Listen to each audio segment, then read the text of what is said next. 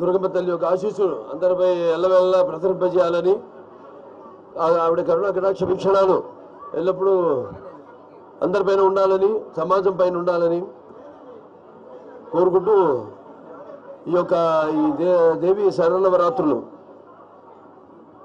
ప్రతి సంవత్సరంలాగా ఈ సంవత్సరం కూడా భక్తులు ఎంతోమంది తండోపతండాలుగా అమ్మవారి ఆశీస్సుల కోసం ఎంతో కఠోర దీక్షతో ఇక్కడ విచ్చేశారు మీరంతా కూడా.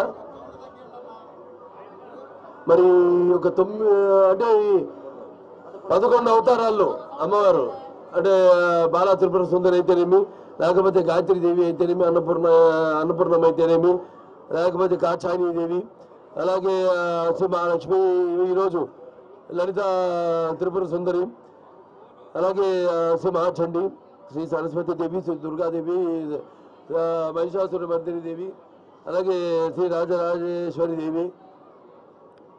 ఇవన్నీ అవతారాల్లో ఆవిడ అలంకరింపబడి ఆవిడ్ని మరి ఈనాడు ఒక్కొక్క రోజు ఒక్కొక్క రూపంలో కనిపిస్తూ ఆవిడ యొక్క కరుణా కటాక్ష వీక్షణాలు ప్రసరింపజేస్తూ అందరి శ్రేయస్సు కోసం, వ్యక్తిగతంగా అయితేనేమి సమాజ శ్రేయస్సు కోసం, మరి ముఖ్యంగా ఈ యొక్క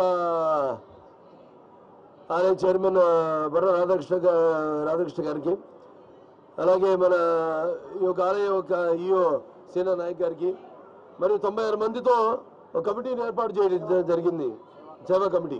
మొత్తం అన్ని పార్టీలకు అతీతంగా ఆ అమ్మవారి దృష్టిలో అందరూ ఒకటే.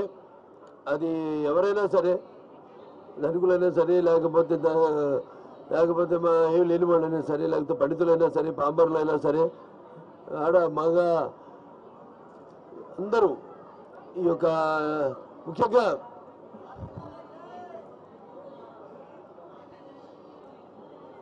శ్రీదేవి పరోక్షం గుంజుగా స్తోత్రం ఉత్తమం ఏనమంత ప్రబడే చండే జాపో శుభో భవేత్.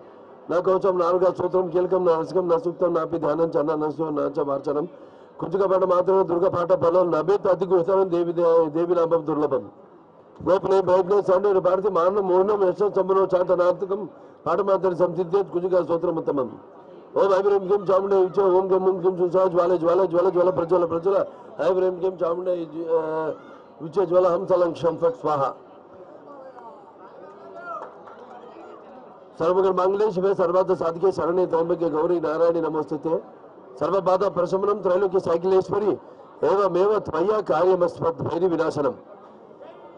సో అందరూ సుఖ సంతోషాలతో ఉండాలని అమ్మవారి కరుణా కటాక్ష వీక్షణాలు ఎల్లప్పుడూ ఈ యొక్క రాష్ట్ర అభివృద్ధి కోసం, ఈ రాష్ట్రం యొక్క సంక్షేమం కోసం ఆవిడ ఆశీస్సులు ఎల్లప్పుడూ ఉండాలని కోరుకుంటూ, మరి అలాగే వ్యక్తిగతంగా అందరూ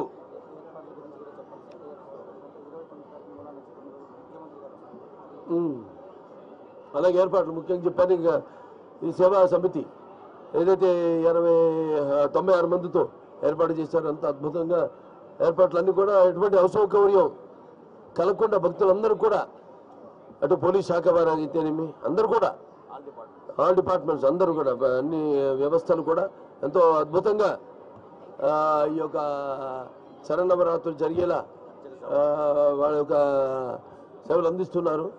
సో సామాన్య భక్తులు కూడా ఎటువంటి అసౌకర్యం కలగకుండా వారందరూ కూడా అభినందనలు తెలియజేసుకుంటూ, సో అమ్మవారి మరొకసారి కరుణా కటాక్ష వీక్షణాలు అందరి మీద ప్రసరింపజేయాలని కోరుకుంటూ నేను సెలవు తీసుకుంటున్నాను.